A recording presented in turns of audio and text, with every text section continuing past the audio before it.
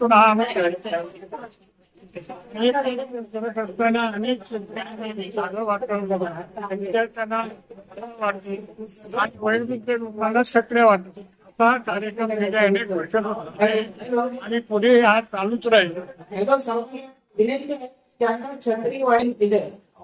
सर्वांचा फायदा चांगल्या प्रकारे झाल्यामुळे आमच्या कॉलेजमध्ये 85% ते 98% पर्यंत मुलांना मार्क मिळाले.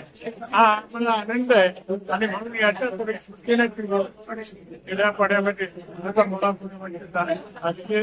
अधिक केला गती म्हणून आम्ही कार्यक्रम मला खात्री आहे कार्यक्रमावर त्या लोकांनी आता आपले महाराष्ट्राचे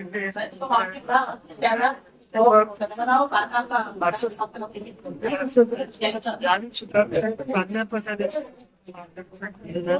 याचा फायदा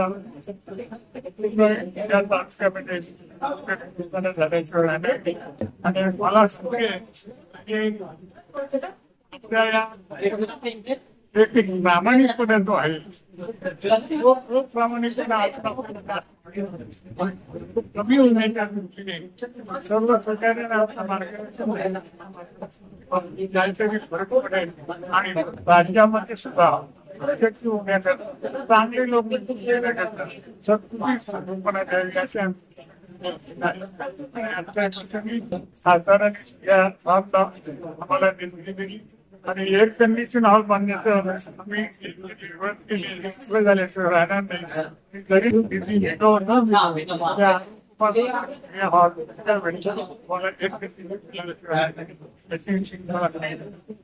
आणि बँकेच्या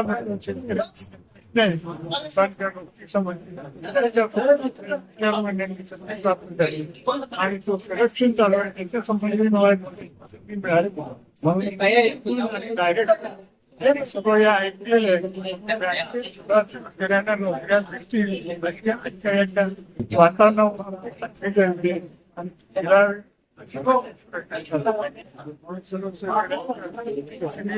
संख्येने उपज मिळाले त्यामुळे सर्वांचे आभार त्या लोकांचे आभार. जिल्ह्यातील शेतकऱ्यांना वृक्ष वाटप असेल, गरजू विद्यार्थ्यांना मोफत दप्तर वह्या वाटप, सन्माननीय अरुण पाटील साहेब आणि एक महाराष्ट्र गोवा भक्ती संघटनेचे अध्यक्ष ठेवले ऍडव्होकेट अशोक पाटील. खरं म्हटलं तर दोघांची अभिनंदन करण्याचा मला योगच येत नव्हता. आज बाबांच्या आशीर्वादाने योग आला आणि माझ्या हस्ते दोघांचं अभिनंदन केलं आणि पुन्हा एकदा दोघांचंही मनापासून खूप खूप अभिनंदनही करतोय, शुभेच्छाही देतोय. कारण बँक देखील खूप महत्वाची बँक आहे. महाराष्ट्रातील नंबर 1 आणि देशातील नंबर 2. आणि खास करून अशोक पाटील विषयी सांगेल, ते माझे मित्र तर आहेत, परंतु त्यांनी त्यांच्या वडिलांचा वारसा जपलाय आणि म्हणून खास करून त्यांचं अभिनंदन करतोय. कारण प्रत्येक वडिलांची इच्छा असतो की माझ्या पावलावर पाऊल ठेवून इव्हन माझ्या पावलाच्या पुढं माझा मुलगा जावा, ही प्रत्येक आई वडिलांची इच्छा असते आणि त्यांच्या वडिलांची इच्छा त्यांनी पूर्ण केली आहे. म्हणूनच त्यांचं मनापासून खूप अभिनंदन करतोय. कार्यक्रमानिमित्त व्यासपीठावर उपस्थित सन्माननीय विश्वासजी खरे साहेब, सन्माननीय नामदेवजी पाटील साहेब, रंभाजी दत्ताप साहेब, ऍडव्होकेट अर्शनजी पाटील, महादेवजी धरस साहेब, गणेशजी कुटुंबी, गणेशजी म्हात्रे, महेंद्रजी पाटील, आमच्या गोविंदताई, संदीपजी म्हात्रे, अरविंदजी म्हात्रे, सर्व सन्माननीय व्यासपीठ. तर काही कारणास्तव वेळी घातलाय, मग सगळ्यांची नावं घेत नाही. सर्व सन्माननीय व्यासपीठ.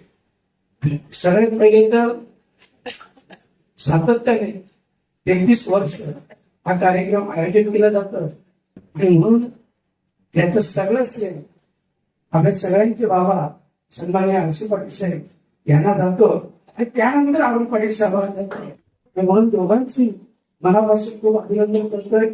आणि या संस्थेचा 50वा वर्धापन दिन बाबा तुमच्याच कालावधीत व्हावा, जेणेकरून तुमचंही सगळं वर्ष होऊन जाईल अशा प्रकारची सदिच्छा आणि शुभेच्छा व्यक्त करतोय. त्याला म्हटलं तर उद्या जे आमची मीटिंग आहे माननीय पंतप्रधान नरेंद्र मोदी साहेब यांच्याकडे, मला वाटतं त्या दिवशी बाबांनी ठाण्याच्या सभेत बोलले, विषय वेगळा होता पण तिथे बाबांनी सांगितलं तर डोळ्यांचं काय झालं त्यामुळे बाबाला मी शब्द देतो तो विषय पंतप्रधानाच्या दारी नक्की घेऊन चाललोय. कारण तीन विषयावर मी माननीय पंतप्रधान महोदयांशी बोलणार आहे. एक विषय आहे भिवंडी शहराच्या पुराणीचा विषय, दुसरा विषय मुरबाड रेल्वेचा विषय आणि तिसरा विषय स्वर्गीय दिवा पाटील साहेब यांचं नाव लवकरात लवकर विमानतळाला देण्यात यावं. या तीन मागण्या प्रामुख्याने मी पंतप्रधान महोदयांना करणार आहे. मी माझा विश्वास आहे कारण आपल्या सगळ्यांच्या आशीर्वादाने सहकार्याने मला वाटतं आपला समाज पहिल्यांदा जंतर मंतरवर पोहोचला आणि जेव्हा आपण जंतर मंतरवर पोहोचतोय तेव्हा नक्कीच होतो. कारण नंतर मैदानाचा इतिहास आहे. या मैदानावर अनेक इतिहास रचलेले आहेत आणि म्हणून लवकरात लवकर आपल्याला न्याय मिळेल. आणि जर समजा या न्यायामध्ये काही उशीर झाला, बाबा बोलले आपली ताकद दाखवायला लागेल, बाबा मी नक्कीच सांगतो की 1-1.5 महिन्यानंतर जर आपल्याला न्याय मिळत नाही सगळ्याच मागण्यांचं संदर्भात तर आपण एकच मोर्चा आता काढू आणि पूर्ण समाजाची. तर त्या दिवशी मी जंतर मंतर बोललो की 5 जिल्हे आमचे ठाणे, रायगड, पालघर, मुंबई आणि उपनगर, नाशिकमध्ये थोड्याफार प्रमाणात 5 जिल्हे आमचे आहेत. त्या दिवशी आमचे 5 जिल्हे रस्त्यावर येतील त्यावेळेस सरकारला आमची ताकद कळेल आणि येणाऱ्या काळामध्ये ताकद आपण दाखवू. तर काही असू द्या मी पाहिलं की आता आपली लोक एक होत चालल्यात, संघटित होत आहेत आणि ही एक चांगल्या गोष्टीची नांदी आहे.